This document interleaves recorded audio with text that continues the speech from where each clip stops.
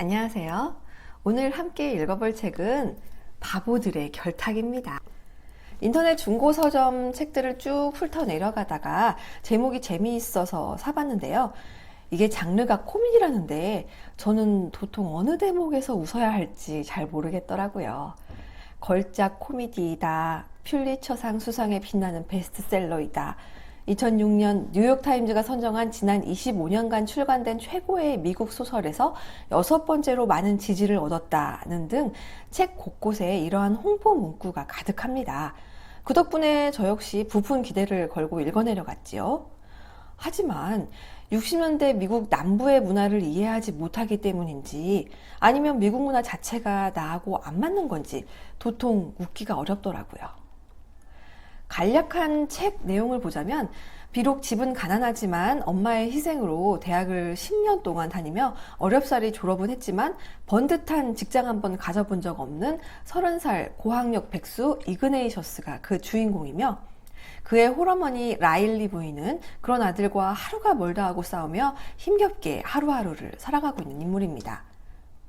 이야기의 시작은 뉴올리언스의 대표 백화점인 D.H. 홈스 백화점에서 이그네이셔스의 특이한 옷차림 때문에 어떤 경찰관과 작은 실랑이가 있었고 그 자리에 있던 웬 노인이 그는 의심받을 만한 행동을 하지 않았다고 경찰에게 소리치다 되려 잡혀갑니다. 도망치듯 나온 이그네이셔스 모자는 근처 호프집에서 잠깐 몸을 피한 뒤 다시 집으로 옵니다. 그의 이웃은 그들의 잦은 싸움으로 이미 사이가 틀어져서 창문에 대고 소리 지르는 것이 일상이고 이날 역시도 들어오는 모자에게 고래고래 소리를 지릅니다. 앞서 백화점에서 만난 경찰관과 인연이 되어 경찰관이 그의 고모를 라일리 부인에게 소개해주고 그녀를 통해 백화점에서 만났던 그 노인을 소개받게 되지요. 한편 이그네이셔스는 어머니의 성화에 취직 자리를 알아보고 리바이 펜츠라는 곳에 취직하지만 엉뚱한 분란만 일으키고는 퇴직당합니다. 거기서 만난 리바이 펜츠의 사장과 그의 부인, 사무실 책임자인 곤잘레스 씨와 오래된 할머니 직원 등을 만나게 되고 이후에는 핫도그 노점을 하게 되다가 처음 들어갔던 호프집에 심부름을 하는 고등학생까지 또 알게 됩니다. 이 호프집에는 사장, 청소부, 댄서가 등장하는데 이들 모두 이그네이셔스와 인연이 있습니다. 이렇듯 이야기는 주인공과 주변 인물들이 겪는 에피소드들로 구성이 되어 있으며 처음에는 어느 것 하나 관련이 없는 듯 보이지만 책의 마지막에는 이들 모두가 등장하며 한 곳에 모이게 되거나 이그네이셔스의 소식을 접하게 되며 그간의 수수께끼처럼 얽혀있던 사건들이 싹 정리가 됩니다. 왜 이런 인물들이 자꾸 등장했는지에 대한 마무리도 되고요. 이 책이 만약 드라마나 시트콤으로 만들어졌다면 살짝 이야기를 조금 더 가미해서 몇십 부 분량 정도는 나오겠다 싶더라고요. 상상하기도 쉬웠습니다. 등장인물들의 대사가 그 캐릭터를 설명하기에 충분했고 그들이 처한 상황들이 영상으로 만들기에 더 적합해 보였습니다. 그러면서 어릴 때 봤던 미국 시트콤 코스비 가족이 떠올랐습니다. 중간중간 방청객 웃음소리 같은 효과음도 났었고 제법 재미있게 봤던 기억이 나긴 하는데 사실 그때도 저는 이게 코미디인가 라는 생각은 못했었던 것 같습니다. 워낙 어릴 때이기도 해서겠지만요. 실제로 미국 코미디 영화 중에 미국에서는 흥행했지만 한국에서는 실패한 영화들이 있는데요. 아무래도 코미디 정서가 잘 맞지 않아서인가 하는 생각이 들었습니다. 이 역시도 한국과 미국의 정서 차이가 아닌가 했지만 찾아보니 재밌게 읽으신 분들이 무척이나 많더라고요.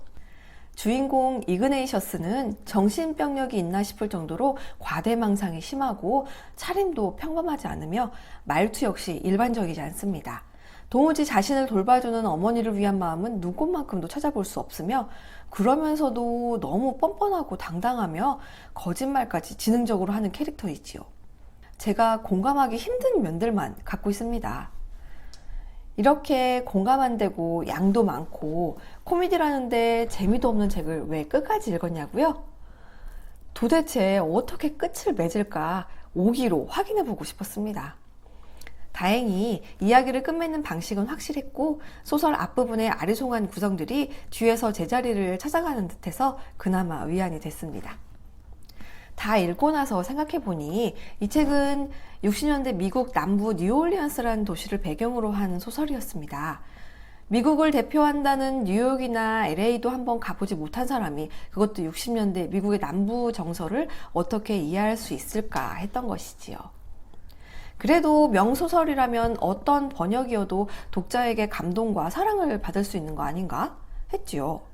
하지만 이 소설은 뉴올리언스라는 장소가 주는 색깔이 너무 선명했고 코미디라는 장르 역시 이 장소와 함께 아우르기에 이방인에게는 좀 무리인 것 같았습니다. 여러분은 뉴올리언스 하면 무엇이 떠오르시나요? 사실 저는 남부에 있는 데조차 몰랐고 그냥 재즈, 흑인 정도만 알았습니다. 찾아보니 뉴올리언스는 옛날 프랑스 총독에 의해 설립되어 프랑스 식민지의 중심지로 번영하다가 에스파냐령이 되었다가 다시 프랑스령이 되었다고 합니다. 그러다가 지금의 미국의 영토가 되었고요. 이 소설에서도 나오는 그 프렌치 쿼터 거리는 지금도 재즈로 유명한 거리입니다. 미시시피강 유역을 배후지로 하고 있어 항만 도시로도 성장했고요. 이곳은 가난한 백인과 흑인이 함께 살았고 사투리가 심하며 미국이지만 미국 같지 않은 그곳만의 색깔이 있는 도시라고 알려져 있습니다. 이 소설에는 각주가 또 참 많습니다. 그러다 보니 흐름이 잘 끊기기도 했지요. 소설의 배경 지식을 다 알아서 끊김없이 읽었다면 미국인들과 웃음 포인트가 어느 정도는 일치하지 않았을까 하는 생각도 해봤습니다. 이 책을 번역한 작가 역시도 뉴올리언스에 방문했던 것을 다행으로 여기기도 하더라고요. 그러면서 이곳의 말투와 사투리, 그리고 흑인들이 쓰는 그 특유의 말투 등을 우리말로 옮기는데 한계가 있었다고 말해주었습니다. 같은 맥락으로 우리 문학작품을 영어로 옮기는 일도 보통 일은 아니지요. 우리말에만 있는 표현들이나 도무지 번역이 안 되는 단어들도 있으니 말이에요. 한 페이지에 600에서 700자인데다가 500페이지가 넘는 분량이다 보니 길긴 길었습니다. 이 책으로 인해 당분간 긴 번역 작품은 좀 쉴 것 같습니다. 그래도 뉴올리언스에는 한 번은 가보고 싶네요. 뉴올리언스를 배경으로 하는 4대 문학에 꼽히는 이 소설 역시 이 도시를 알아야 더욱 큰 재미를 느낄 수 있다고 하니까 말이지요. 그곳을 조금이나마 느끼고 배우고 나서 이 책을 다시 읽는다면 공감할 수 있는 부분이 훨씬 많아져서 지금보다는 더 재미있을 것 같다는 확신은 듭니다.